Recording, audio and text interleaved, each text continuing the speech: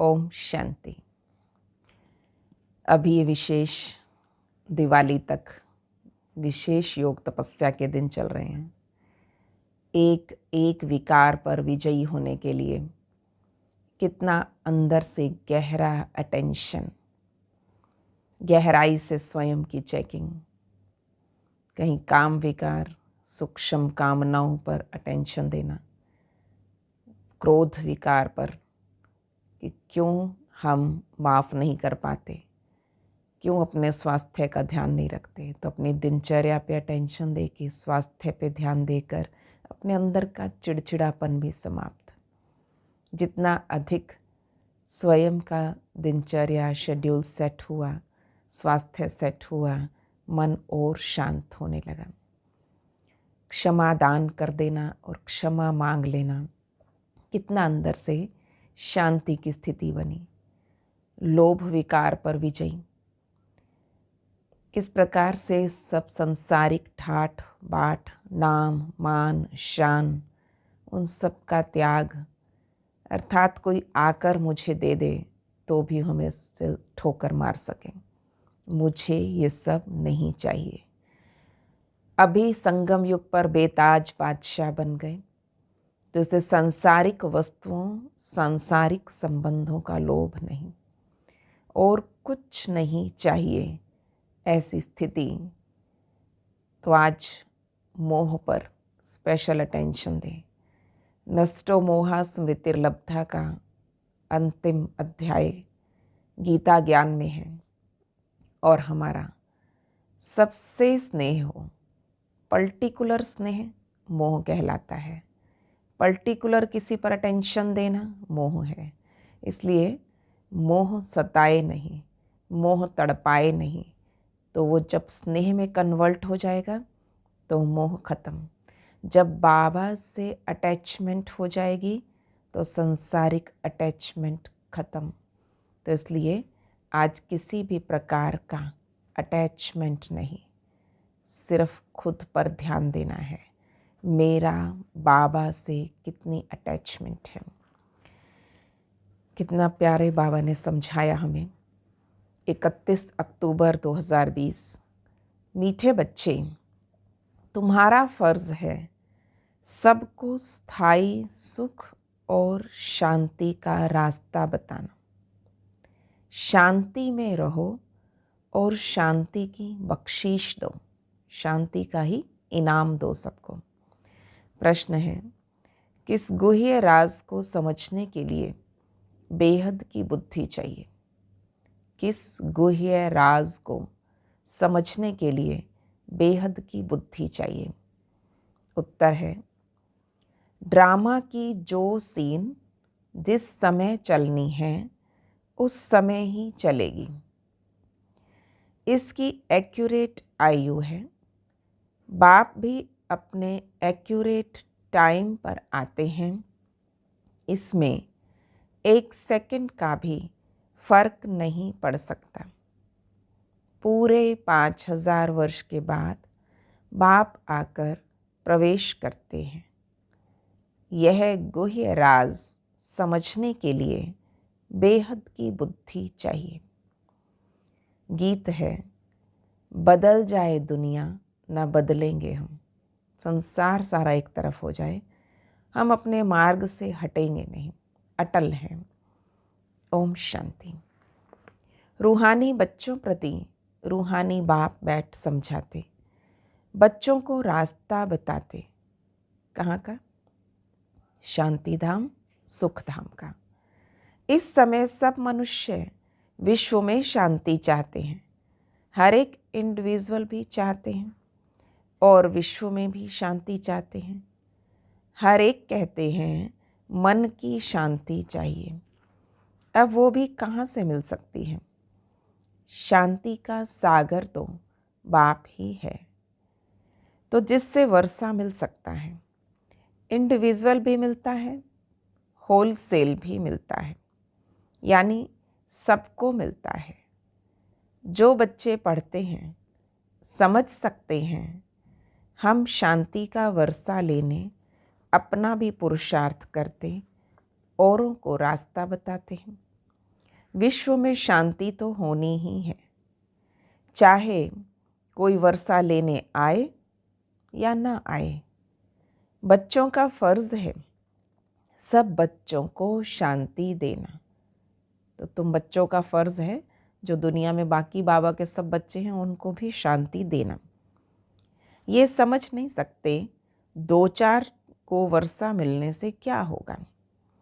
कोई को रास्ता बताया जाता है, पर निश्चय न होने के कारण दूसरों को आप समान बना नहीं सकते।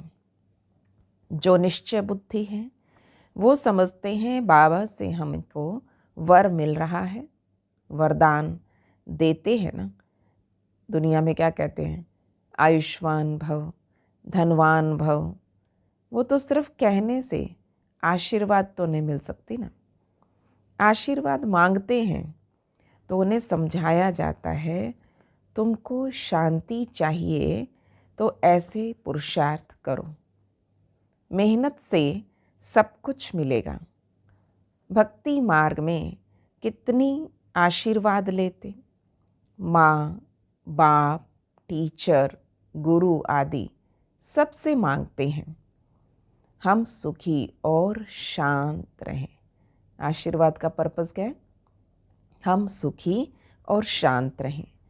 परंतु रह नहीं सकते क्योंकि इतने ढेर मनुष्य हैं, उनको सुख शांति मिल कैसे सकती है। गाते हैं शांति देवा, बुद्धि में आता है हे परमपिता परमात्मा हमको शांति की बख्शीश करो।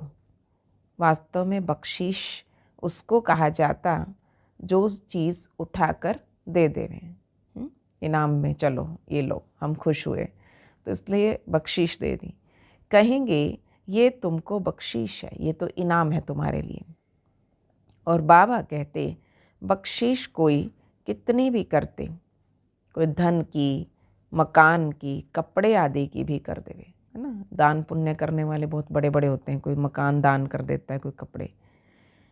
तो वो हुआ दान पुण्य अल्पकाल का। मनुष्य मनुष्य को देते हैं, साहूकार गरीब को, या साहूकार साहूकार को देते आए। परंतु यह तो है शांति और सुख स्थायी। तो यहाँ तो कोई एक जन्म के लिए भी सुख शांति नहीं दे सकते क्योंकि उनके पास है ही नहीं। देने वाला एक ही बाप है, उनको सुख शांति पवित्रता का सागर कहा जाता है। ऊंचते ऊंच भगवान की ही महिमा गाई जाती है। समझते हैं उनसे ही शांति मिलेगी, फिर वो साधु संत आदि के पास जाते, क्योंकि भक्ति मार्ग है ना, तो फेरा फिराते रहते हैं। तो वो सब है अल्पकाल के लिए पुरुषार्थ। तुम बच्चों को अभी वो सब तुम्हारा बंद हो जाता है। अब अल्पकाल की प्राप्तियों के लिए इधर उधर घूमना नहीं, कभी कहाँ माथा टेकना, कभी किसको खुशामद करना, कभी किसी को खुश करना। तुम लिखते भी हो बेहद के बाप से 100% पवित्रता सुख शांति का वर्षा पा सकते हो। यहाँ 100% अपवित्रता दुख अशांति है, परंतु मनुष्य समझते नहीं। कहते ऋषि मुनि आदि तो पवित्र हैं। बाबा ने कहा पर पैदाइश तो फिर भी विष से ही होती, जिन्हें आप पवित्र समझते हो। मूल बात ही यही है, रावण राज्य में पवित्रता हो न सके।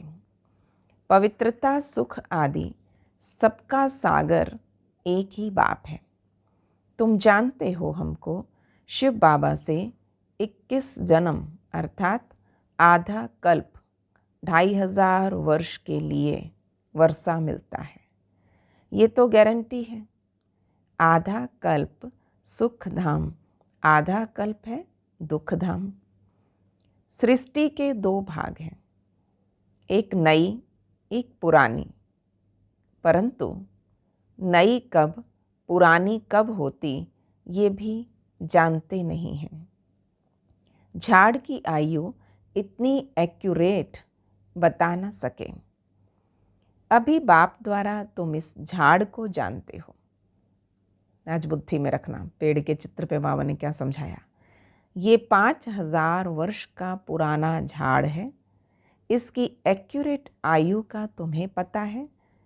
और जो झाड़ होते हैं उनकी आयु का किसी को पता नहीं होता, बस अंदाज बता देते हैं। ये कोई 100 साल पुराना है, ये कोई 300 साल पुराना। तूफान आया, झाड़ गिरा, आयु पूरी हुई।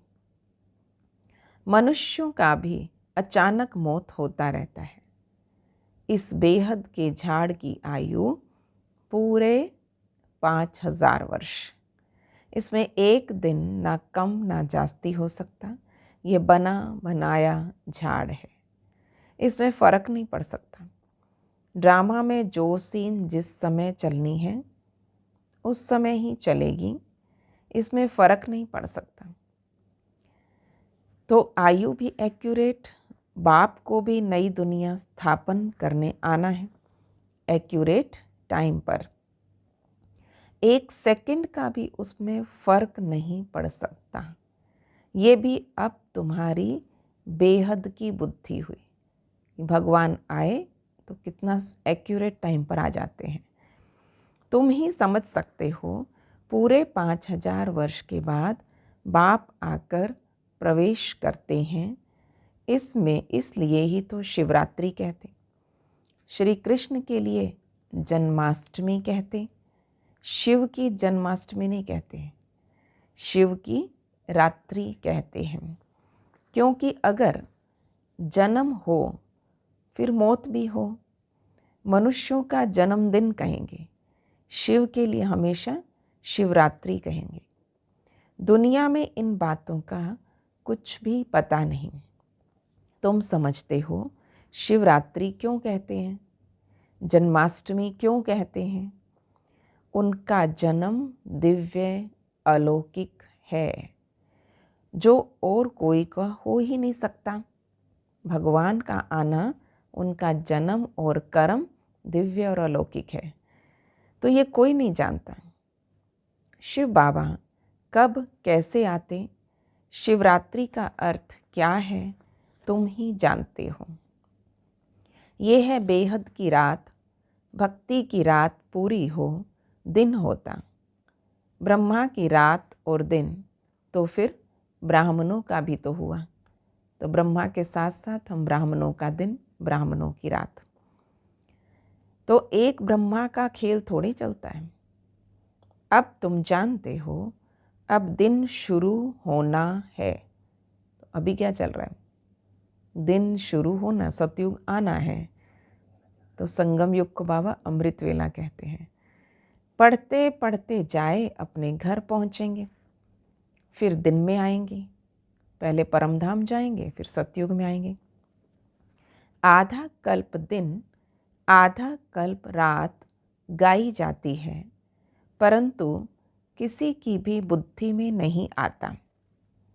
वो लोग तो कहेंगे कलयुग की आयु 40,000 वर्ष बाकी है, सतयुग की लाखों वर्ष है। फिर आधा आधा का हिसाब ठहरता नहीं। कल्प की आयु को कोई भी जानते नहीं। तुम सारे विश्व के आदि मध्य अंत को जानते हो। ये 5000 वर्ष के बाद सृष्टि चक्र लगाती जाती। विश्व तो है ही, उसमें पाल्ट बजाते बजाते मनुष्य ही तंग हो गए। ये क्या आवागमन है। लोग कहते हैं क्यों इस चक्कर में पड़े हैं, क्यों जन्म मरण में आते हैं, भगवान छुड़ा क्यों नहीं देता। तो अगर 84 लाख जन्मों का आवागमन होता तो पता नहीं क्या होता। ना जानने के कारण कल्प की आयु ही बढ़ा दी।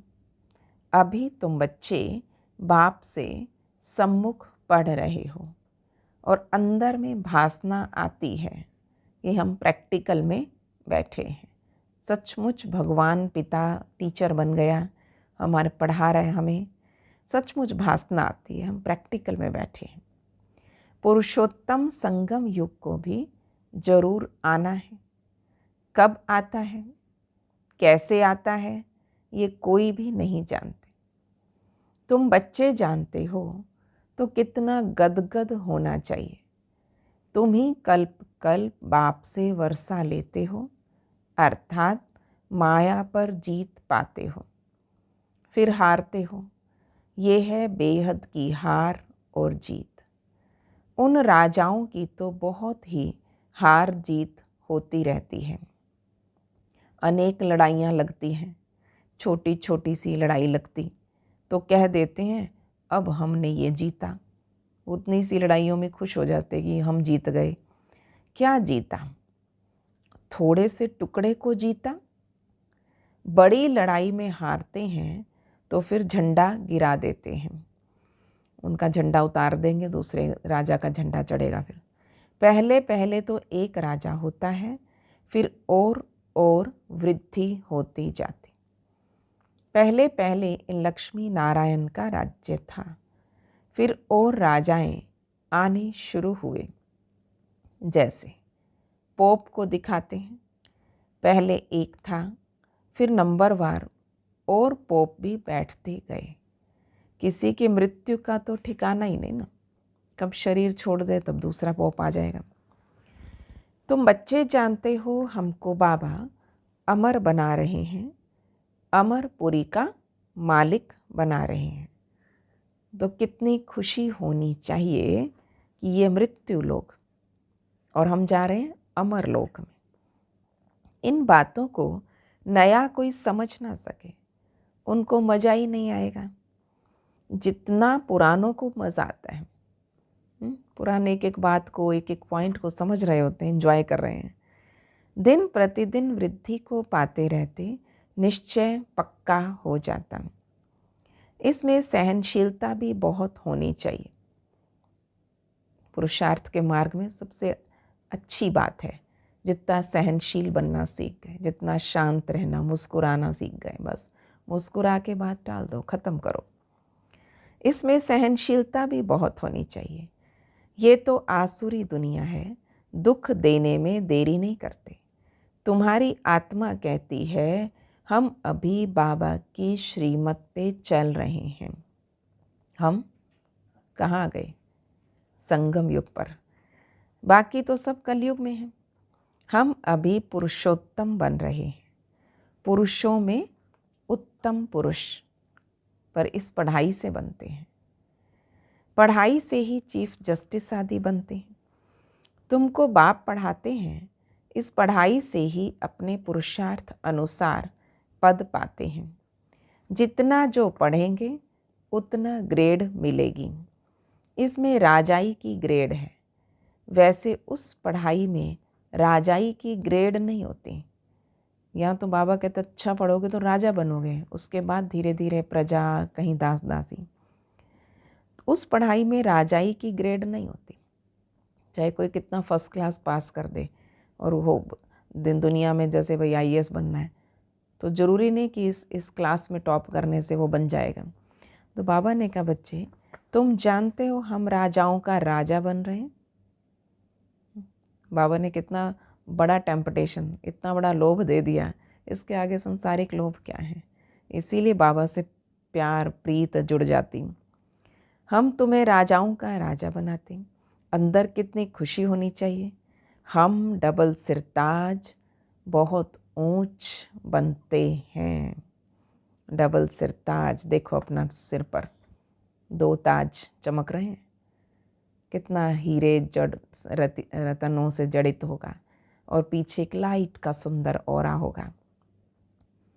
भगवान बाप हमें पढ़ाते हैं।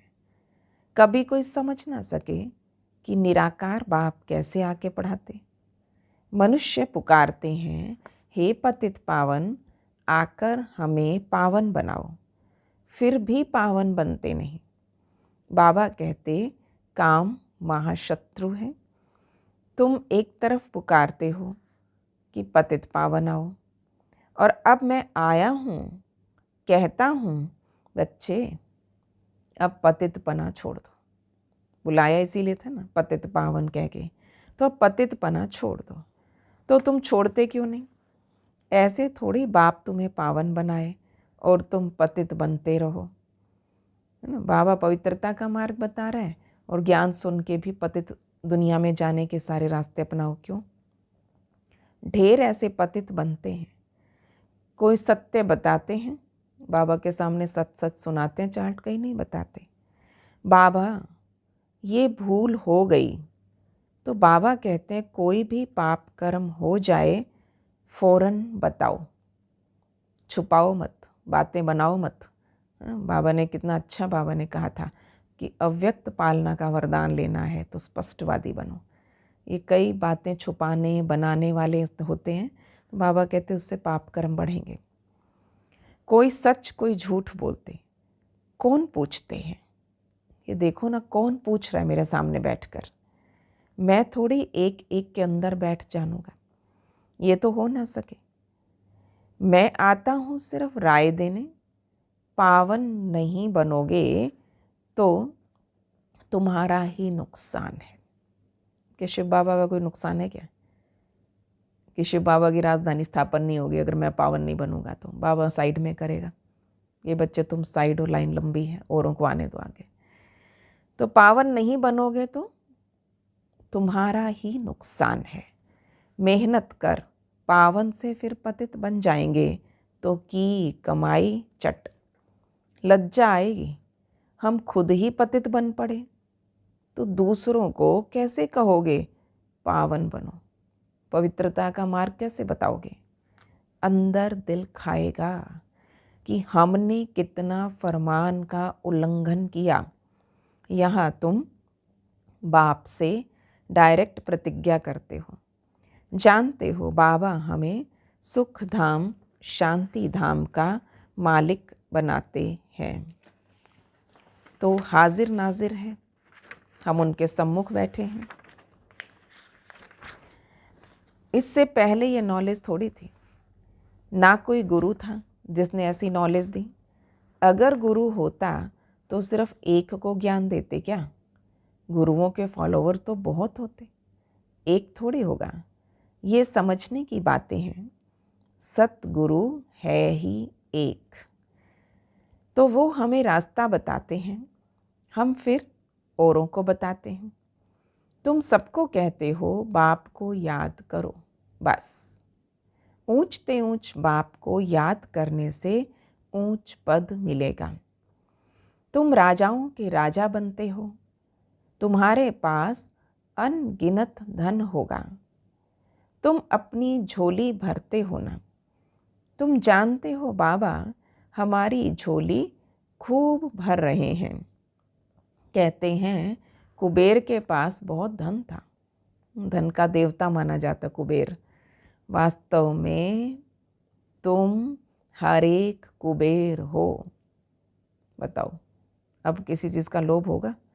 हम स्वयं कुबेर हैं, बाबा ने धन का देवता बना दिया। कभी मत कह देना हम निर्धन हैं, धन नहीं है, धन की कमी है। बाबा ने क्या कहा? तुम सब कुबेर हो, तुमको बैकुंठ रूपी खजाना मिल जाता। खुदा दोस्त की कहानी है ना, उसको जो पहले मिलता था उसको एक दिन के लिए बादशाही दे देता था।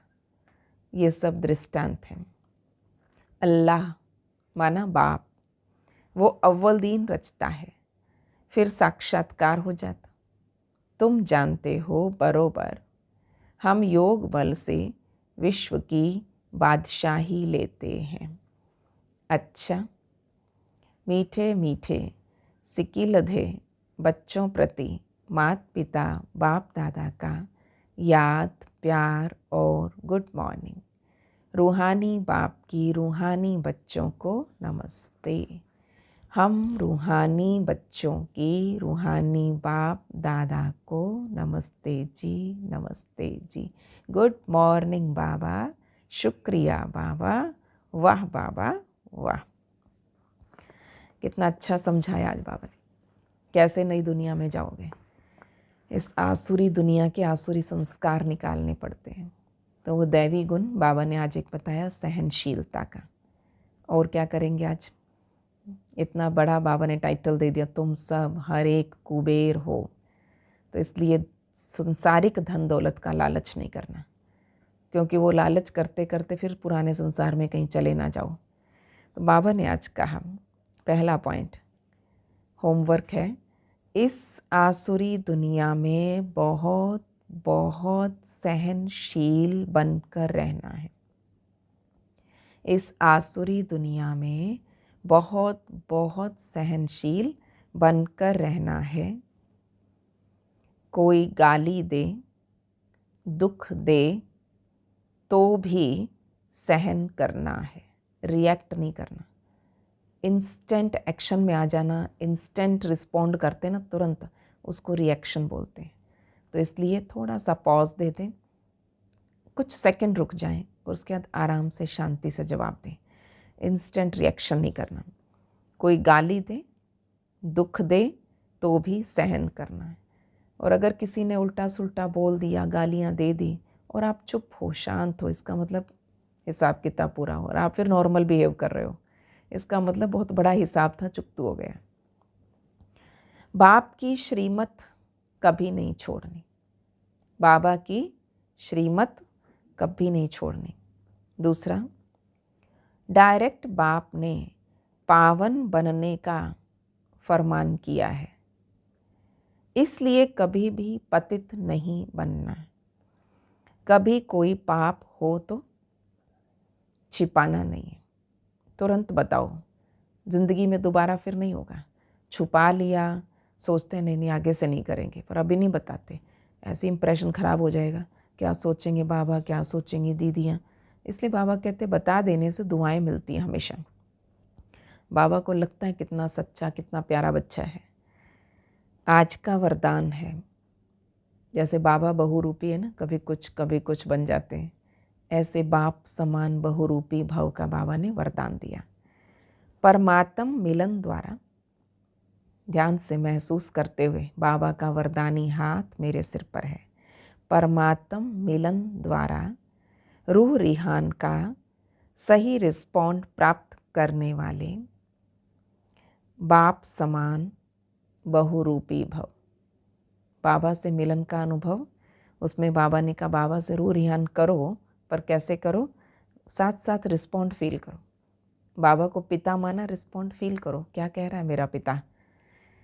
जैसे बाप बहुरूपी है, सेकंड में निराकार से आकारी फरिश्ता धारण कर लेते हैं, ऐसे आप भी इस मिट्टी की ड्रेस को छोड़ आकारी फरिश्ता महसूस करो। ये सारा मिट्टी का शरीर, इससे, इस कवर से अलग हो रहा हूँ मैं। इस बाहर के मिट्टी के खोल को उतारते हुए मैं एक लाइट के शरीर में फरिश्ता उड़ रहा हूँ। इस मिट्टी की ड्रेस को छोड़ आकारी फरिश्ता ड्रेस, चमकीली ड्रेस पहन लो, तो सहज मिलन भी होगा और रूह रिहान का क्लियर रिस्पॉन्ड समझ में आ जाएगा। क्योंकि ये ड्रेस पुरानी दुनिया की वृत्ति और वाइब्रेशन से, माया के वाटर या फायर से प्रूफ है। कौन सी ड्रेस? चमकीली ड्रेस, फरिश्ता ड्रेस। कितनी अच्छी ड्रेस है, क्योंकि ये ड्रेस पुरानी दुनिया की वृत्ति, वाइब्रेशन से, माया के वाटर और फायर से प्रूफ है। इसमें माया इंटरफेयर नहीं कर सकती।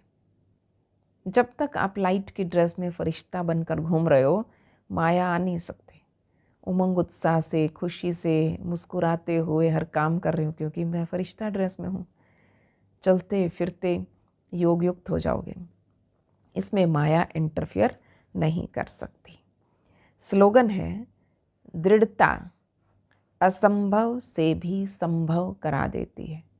दृढ़ता असंभव से भी संभव करा देती है। बस एक बार दृढ़ता धारण कर लो, असंभव कुछ रहता ही नहीं है, सब कुछ हो जाएगा।